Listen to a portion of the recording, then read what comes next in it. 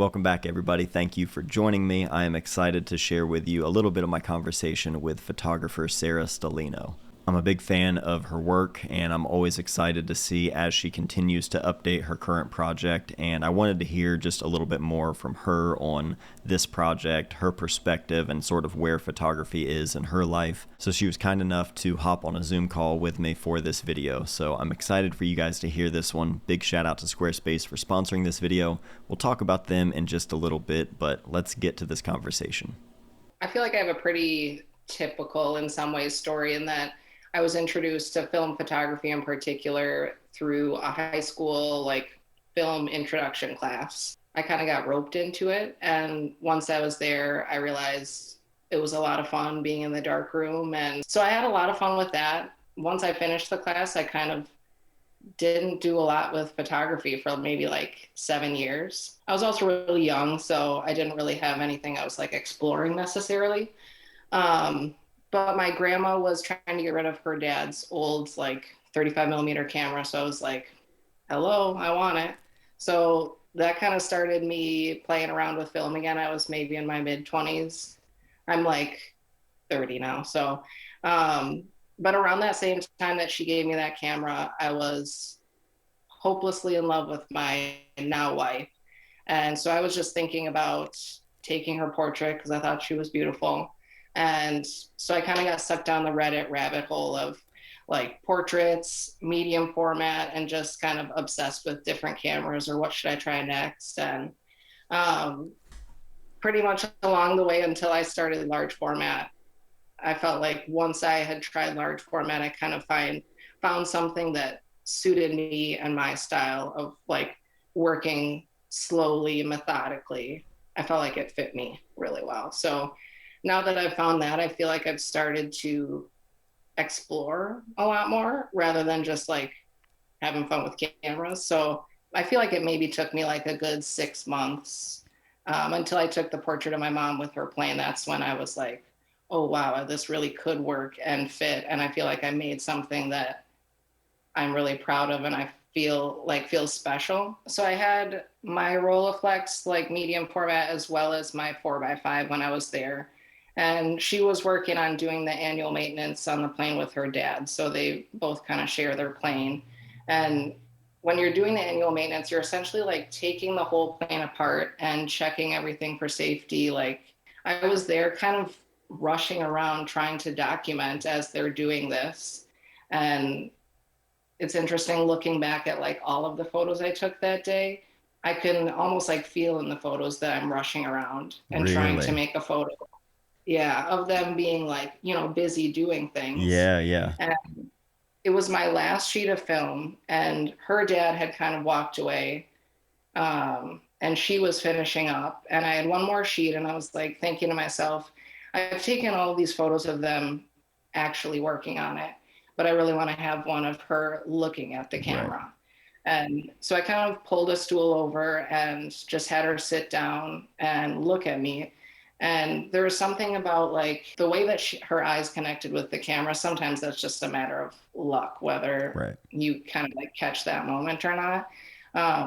But also it just felt like an intentional space of not documenting the activity itself, but documenting her. When you're doing something like that as a portrait photographer, whether this be, a portrait of your own mom, obviously you have a lot of personal investment there, obviously, and in that relationship. But even with your projects and your Queering Rural Spaces project, when you're making pictures of other people, that slower pace and as they're sitting in front of the camera and you're getting everything ready, what kind of feelings are you necessarily feeling internally in that kind of moment? Are you thinking about I need to make sure they're comfortable, and is that kind of clouding or not clouding, but is that sort of taking up a lot of your mental space on how they're feeling, how they're going to be in front of the camera, getting them to open up? Is it much more, you're focused on just the technical thing first? How do you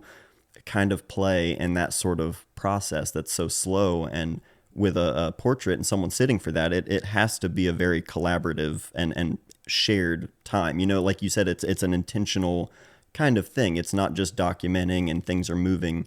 Obviously, in a process like that, it's, it's a very slow and personal and intimate kind of setting. So, what kind of things are you, really thinking about as you're in a situation like that? It's interesting. There's always room for improvement, I'm sure, but there are a lot of things like going on in my brain as, I'm like going about it. Um, Anytime I meet with anybody, especially like somebody I don't know, I really like to like spend time with them and have a conversation first and Right. kind of like get to know them, hear about their experiences beforehand, just because I feel like that almost sets the tone of like your entire interaction where it's like, I'm here to learn about you, we're here to connect, and the pictures are almost like secondary. It's not like I walk in and like, all right, let's take your picture because that's all I'm interested in. So I definitely try to make sure that they feel like our interaction is not transactional. Like I'm actually interested in you as a person. And I feel like that allows people to open up a bit more. Obviously, everybody's different in how much they are open to like displaying vulnerability. But when we're actually taking the photos, I feel like as I'm like setting up the camera, usually we're just kind of like chatting about different things. Um, I'm always thinking about like the technical aspects of like what areas like scenery kind of like intrigues me or where I feel like it could be like visually interesting. I do like to ask people if they have like areas that are spots that feel special to them. But definitely then once I'm setting up the photo, I'm thinking about like how they're like kind of occupying that space. Right. Like, do they look like they feel natural? Do they look like they feel comfortable? And if they don't, usually I just say like, you can relax. We're not like taking the photo now. We're just, thinking things over. And Yeah. usually once I say that, they kind of like settle into um, I say post, but it's usually not very post, like something that feels natural to them. Relaxed. Yeah. Yes, yeah. And making them feel relaxed is one of the biggest things that I'm concerned about because if somebody's not relaxed, like Yeah. it's not going to be a great portrait. You're not going to feel that connection because then you can feel that they're aware of being Right. photographed. I hope you're all enjoying this conversation so far. I do want to take a second to encourage you to check out Sarah's website where you can see her work in great detail. That's sarahstellinophoto.com. You know where she made that website? You know.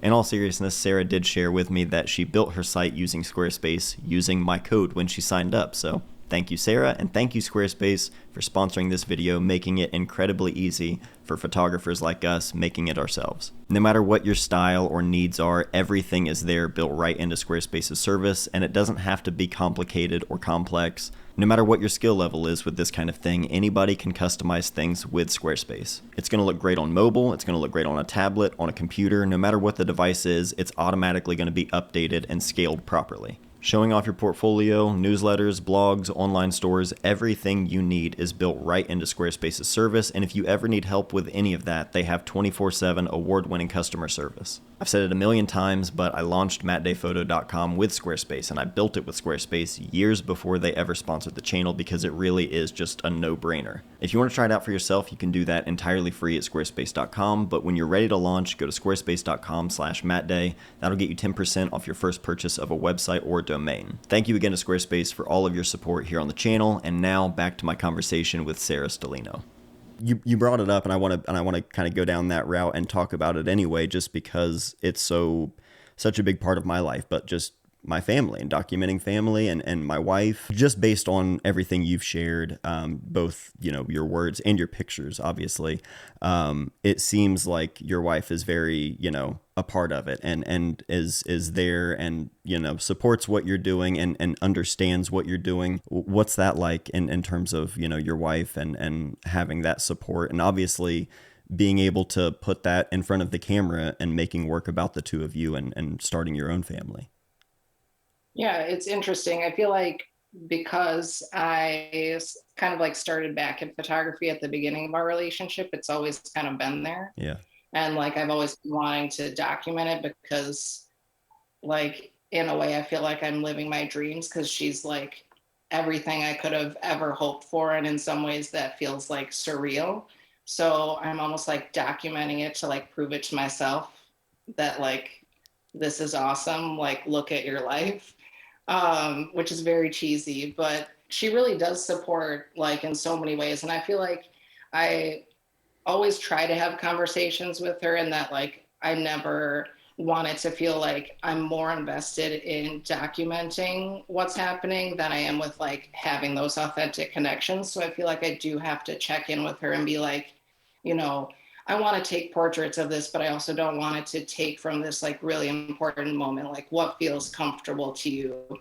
Like, especially because large format, if I'm taking a portrait of her, it's like sometimes she has to like sit there for like 10 minutes while I switch the camera or stay still, you know, all Yeah. these different things. So without her buy-in, I don't think I'd be making it at all. But I don't know whether like our relationship would work as well if she didn't buy in because like that's so much of who I am, you Right. know? Kind of speaking on that and sort of showing the record and the proof of life. What kind of feeling is that behind all of the work that you make when you're out making photos of people, on their farms, especially couples together, and making photos of them to have that record for themselves? It might not be the day-to-day record that you would have of, you and your wife and your family together, but do you think about things like that as you're out shooting, or what kind of like impact or long-term feeling of these photos do you have?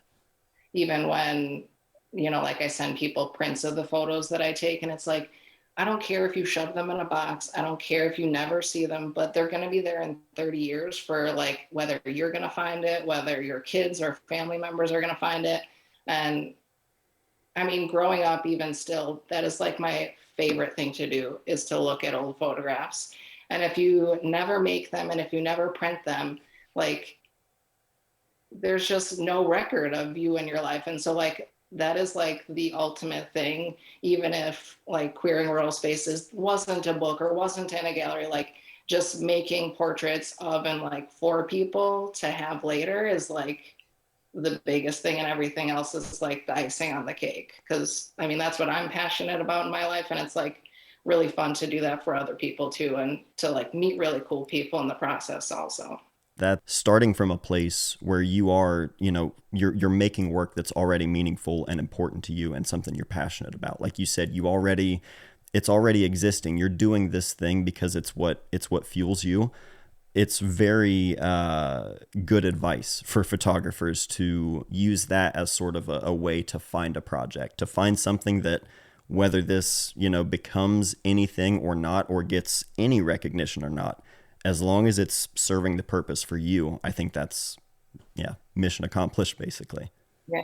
Otherwise, it's too easy to get lost in the weeds. I mean, I was like, it's really easy to do that, just worrying about like, you know, am I making enough work or blah, blah, blah. And it's just like, if you just like keep working and keep doing it for the right reasons, like it's all going to be fine. That's going to do it for this video. I hope you all enjoyed this one as much as I did. If you have any questions or thoughts or feedback, share what you took away from this conversation the most in the comments down below. Let's keep the conversation going. And I had a lot of fun with this one, so if you guys would like to see more videos like this that are shorter form with other photographers, let me know, because I would love to do some more. That's it for this one. I love you all very, very much. I'll see you soon.